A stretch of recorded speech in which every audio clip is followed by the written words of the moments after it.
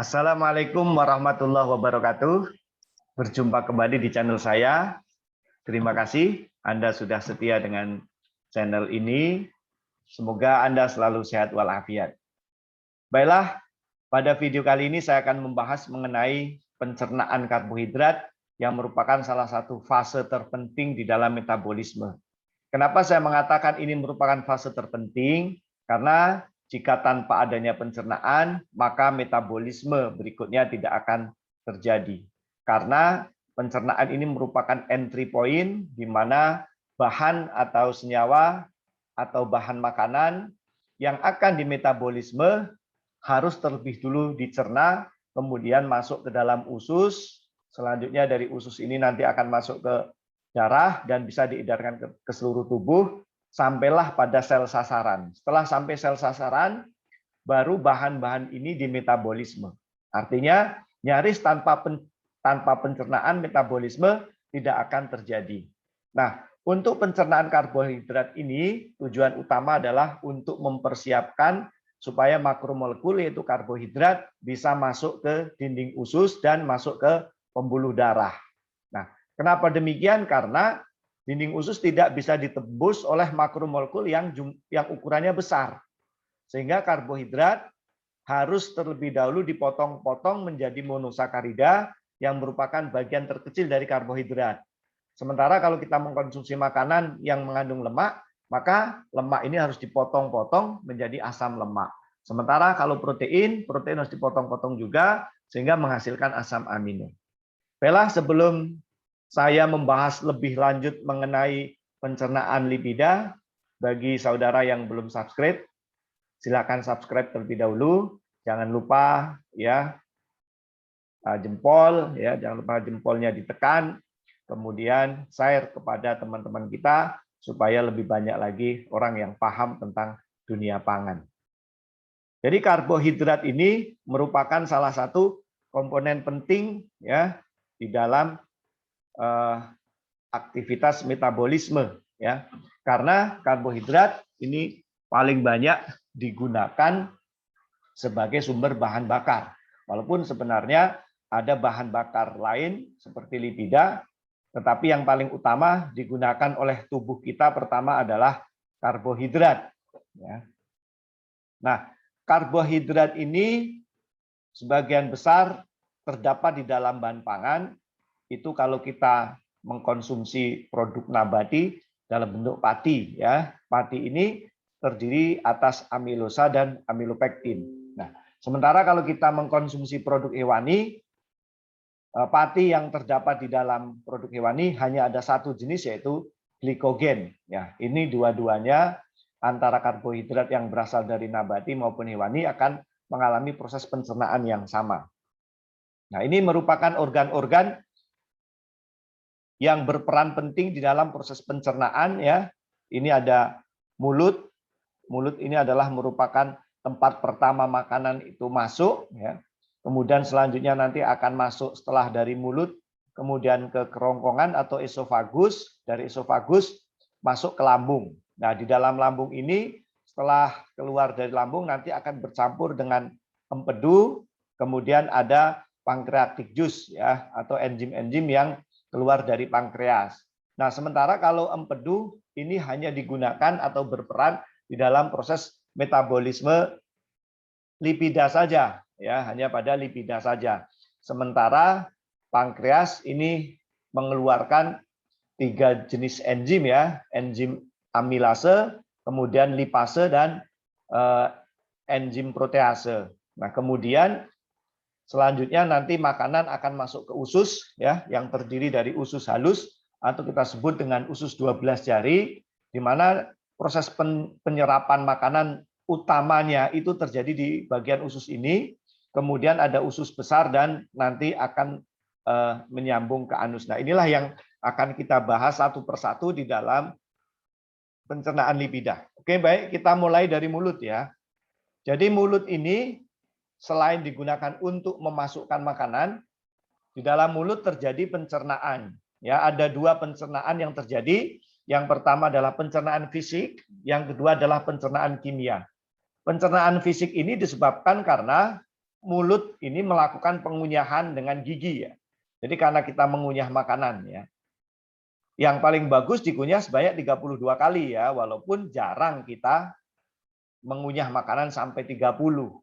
Nah, jadi kalau kita mengunyah makanan sampai 32 kali, ini akan membantu organ-organ pencernaan yang lain untuk bekerja lebih mudah. Artinya kalau kita kunyah lebih ya, lebih banyak, maka akan lebih lembut sehingga memudahkan organ-organ lain bekerja menjadi lebih ringan. Nah, di samping itu kalau kita kunyah dalam jumlah yang banyak, ini akan memberikan efek kita lebih cepat kenyang. Maka dari itu bagi Anda yang sedang diet ya atau yang sedang menurunkan berat badan, kunyahlah makanan sebanyak mungkin ya. 32 kali sampai 35 kali diperbolehkan. Karena semakin banyak mengunyah, semakin lembut, maka akan semakin padat dan akan memudahkan akan menyebabkan perut kita menjadi terasa lebih kenyang. Di samping itu, dengan adanya pengunyahan akan lebih banyak saliva yang keluar dan akan memberikan efek kita menjadi lebih kenyang. Nah, di mulut ini ada kelenjar yang mengeluarkan air liur atau air ludah, yaitu ada kelenjar parotid, kemudian submandibular dan ada sublingual ya. Semuanya terdapat dalam jumlah satu pasang sehingga akan ada 6 tempat penyimpanan air liur. Nah, air liur ini juga mengandung enzim.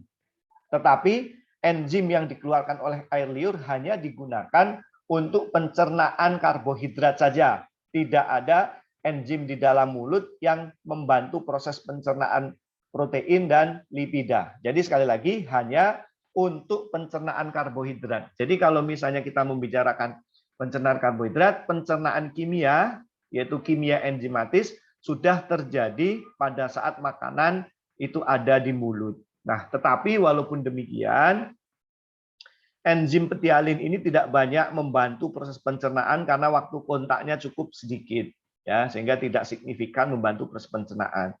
Nah, kelenjar saliva di dalam mulut ini memiliki 3 fungsi utama. Yang pertama berfungsi sebagai lubrikan, ya, untuk melumasi rongga mulut sehingga memudahkan dalam pengenyangan, kemudian memudahkan menelan, kemudian membasahi makanan sewaktu dikunyah sehingga makanan yang tadinya semi padat akan menjadi makanan yang lebih encer, atau kalau awalnya makanan padat menjadi semi padat sehingga menyebabkan mudah ditelan ya. Oke. Kemudian setelah dari mulut kemudian ditelan maka akan masuk ke dalam kerongkongan. Pencernaan di dalam kerongkongan terjadi dengan proses pencernaan fisik ya akibat adanya gerak peristaltik kerongkongan ya. Jadi kerongkongan itu ada gerakan meremas ya sehingga memudahkan atau membantu mengecilkan ukuran ya, itu namanya gerak peristaltik kerongkongan. Nah, dari kerongkongan selanjutnya makanan itu akan masuk ke lambung. Nah, di lambung ini tidak ada pencernaan spesifik. Kenapa? Karena pH lambung itu sangat rendah, yaitu antara 2 sampai 3 ya. Akibatnya seluruh kalaupun ada enzim, kemudian ada bahan-bahan yang lain, ini akan menyebabkan inaktif ya. Kalaupun ada enzim petialin tadi akan terdegradasi di sini karena pH-nya cukup rendah dan tidak bisa bekerja dengan baik. Nah, di lambung pencernaan terjadi secara kimia ya, tetapi kimia non enzimatis akibat lambung mengeluarkan cairan dengan pH yang sangat rendah. Tadi sudah saya jelaskan antara 2 sampai 3 pH-nya. Jadi sangat asam sekali. Nah, cairan lambung ini berwarna kuning ya, agak kuning pucat. Nah, pada saat kita telat mengkonsumsi makanan, sementara cairan lambung ini sudah keluar, ini bisa naik ya, sehingga akan menyebabkan kerongkongan kita akan seperti terbakar. Itu salah satu ciri-ciri kalau kita terlambat makan, ya, sehingga bisa menyebabkan penyakit MAH. Ya, itu menyebabkan penyakit MAH. Nah, sekali lagi di dalam lambung ini tidak terjadi pencernaan spesifik, ya. Tetapi walaupun demikian, dengan adanya pH yang rendah, ini akan membantu proses hidrolisis non spesifik ya, baik karbohidrat, protein, kemudian lipida, itu semuanya dengan pH yang rendah itu akan dibantu pemutusannya dengan pH ini. Nah, khusus untuk karbohidrat dari kategori serat, ya ini ada namanya waktu retensi. waktu retensi ini adalah waktu yang dibutuhkan untuk makanan untuk berdiam di lambung. Nah, kalau kita mengkonsumsi serat, ini proses hidrolisisnya ini berjalan lebih lama, sehingga waktu retensi makanan di dalam lambung juga menjadi lebih lama. Nah, akibatnya kalau kita mengkonsumsi serat dalam jumlah yang banyak, maka kita akan memberikan efek kenyang dalam waktu yang lama. Karena apa? Karena waktu retensi ini lama.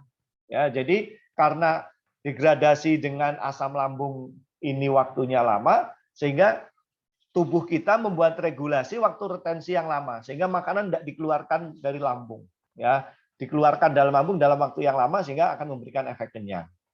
Oke, begitu makanan sudah banyak yang mengalami hidrolisis asam, ya, selanjutnya akan dikeluarkan ke usus. Nah, pada saat makanan ini keluar dari lambung,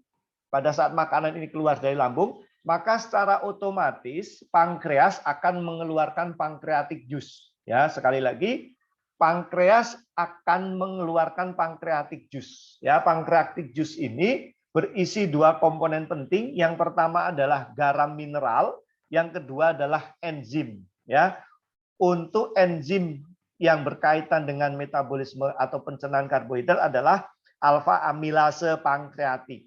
Nah, saya akan membahas cairan pankreas. Cairan pankreas ini berisi enzim dan senyawa-senyawa organik dan anorganik yang berfungsi untuk menaikkan pH. Ya, tadi pada saat makanan keluar dari lambung, pH-nya sangat rendah, kemudian dinaikkan oleh cairan pankreas. Kalau tidak dinaikkan, apa yang terjadi? Kalau tidak dinaikkan oleh cairan pankreas, yang terjadi adalah justru enzim-enzim tidak bekerja dengan baik. Ya, jadi akibat adanya cairan pankreas dengan adanya garam-garam mineral pankreatik, ya, maka pH lumen atau pH makanan yang keluar dari lambung itu dinaikkan mendekati angka 7 sehingga enzim-enzim saluran pencernaan bisa bekerja dengan baik. Adapun garam-garam mineral yang dikeluarkan oleh pankreas antara lain ada Na+, kalium, kemudian HCO3, Cl, Ca2, kemudian ada Zn2+, HPO4 dan seterusnya, sehingga pH-nya akan naik. Nah, kemudian enzim alfa amilase yang dikeluarkan oleh pankreas ini berfungsi untuk mencerna dekstrin, untuk berfungsi mencerna amilum atau pati yang terdiri dari amilosa dan amilopektin, ini akan diputus menjadi dekstrin dan maltosa. Nah, ini bekerja di usus, ya, walaupun dikeluarkan oleh pankreas tapi bekerja di usus, ya. Nah, berikutnya enzim yang paling banyak yang berkaitan dengan pencernaan karbohidrat adalah enzim yang dikeluarkan oleh dinding usus halus, ya. Kalau tadi yang dikeluarkan oleh pankreas hanya bekerja mendegradasi amilosa dan amilopektin menghasilkan dekstrin dan maltosa, ya. Artinya dekstrin ini molekulnya masih besar, maltosa juga masih disakarida, artinya belum bisa juga diserap oleh usus. Makanya senyawa-senyawa ini harus dipotong kembali oleh enzim yang terdapat di dinding usus halus. Enzim apa saja? Yang pertama adalah maltase. Berfungsi untuk apa? Memotong maltosa, ya. Maltosa menjadi 2 glukosa, ya. Kemudian yang kedua ada laktase. Laktase ini berfungsi untuk menghidrolisis laktosa sehingga dihasilkan monosakarida yang berupa galaktosa dan glukosa. Kemudian ada sukrase yang berfungsi untuk menghidrolisis sukrosa menjadi fruktosa dan glukosa. Jadi kalau kita minum teh manis, ya, sukrosanya akan dihidrolisis oleh enzim sukrase menghasilkan sukrosa dan menghasilkan fruktosa dan glukosa. Nah, kemudian tadi pada saat pencernaan awal tadi sudah saya jelaskan oleh enzim yang dikeluarkan oleh pankreatik tadi, amilosa, ya, rantai cabangnya tadi ini akan dipotong menjadi senyawa dekstrin, ya. Ini cabangnya. Nah, cabangnya nanti akan dipotong oleh enzim yang namanya isomaltase. Isomaltase akan memotong ikatan 1,4 sehingga menghasilkan glukosa. Ya, sehingga menghasilkan glukosa. Mohon maaf, isomaltase tadi akan memotong ikatan 1,6 sehingga akan menghasilkan glukosa. Ya, jadi maltase, ya sekali lagi maltase dia akan memutuskan ikatan 1,4. Kemudian laktase juga akan memutuskan ikatan 1,4 glikosidik. Sukrase itu juga akan memutus ikatan 1,4 glikosidik.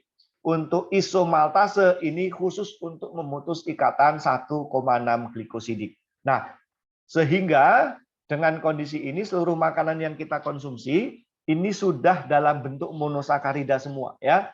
Dari maltase menjadi 2 glukosa, dari laktase menjadi 1 galaktosa dan 1 glukosa, dari sukrase itu akan menghasilkan 1 fruktosa dan 1 glukosa.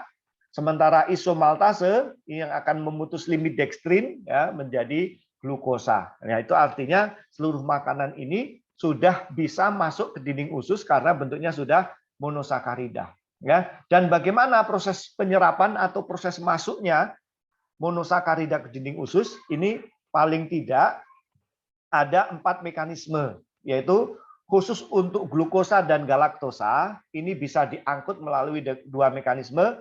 Yang pertama, dengan bantuan energi gradient Na, atau kita sebut dengan Na, glukase cotransporter. Ya, jadi dengan bantuan energi. Kemudian yang kedua dengan difusi pasif. Ya, artinya difusi pasif ini akan masuk ke dinding usus melalui gradien konsentrasi, ya, di mana dari konsentrasi glukosa tinggi ke konsentrasi glukosa rendah sehingga dia bisa masuk ke dinding usus. Sementara khusus untuk fruktosa dia hanya diangkut melalui difusi pasif saja, ya, berdasarkan gradien konsentrasi, sekali lagi dari konsentrasi tinggi ke konsentrasi rendah. Dengan demikian glukosa, kemudian fruktosa, galaktosa atau hasil degradasi dari karbohidrat yang dikonsumsi sekarang sudah bisa masuk ke dinding usus. Artinya dari brush border atau dari dinding usus, kemudian makanan ini akan masuk ke pembuluh darah. Dari pembuluh darah nanti akan dikirim ke seluruh tubuh, kemudian sampailah ke sel tujuan. Dari sel target atau sel tujuan ini selanjutnya nanti akan masuk ke dalam membran sel, kemudian masuk ke sitoplasma. Nah, di sitoplasma ini karbohidrat akan mengalami beberapa metabolisme. Metabolisme yang pertama akan terjadi adalah glikolisis.